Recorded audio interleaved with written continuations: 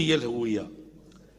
سمحوا لي نقول لكم واحد الملاحظة سابقة لأوانها، وهو أن هاد الناس هادو تجار، وماشي حتى تجار يعني، لأنه اللي ورث الثروة ما عمره غادي يكون بحال اللي كونها واللي فاق بكري، واللي كانوا كيدقوا عليه الناس اللي كيجيبوا له الحليب وكيجيبوا له يعني العنعناع، وكيجيبوا له من 5 الصباح كيبدا الدقان، واللي تيبقى بالحانوت ديالو حتى ل 11، او حتى اللي في التجاره ديال الثوب او الى اخره. حنا كنعرفوا شنو هي الانسان في التجاره، لان حنا ابناء التجار، يربح 100 ولا 200 درهم في النهار.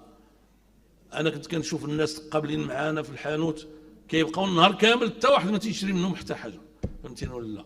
ماشي بحال هادو، بحال الذي ورث الثروه، ثم ماشي بحال هادوك الذين ورثوا الثروه واحسنوا في تشغيلها كالذين وجدوا من يضيف الى ثروتهم ثروات اكبر منها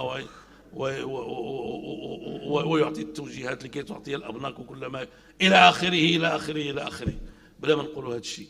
والذي الف الريع، دابا الاخوان هذه القضيه راه هي صعيبه بزاف، هادو تجار ديال الريع.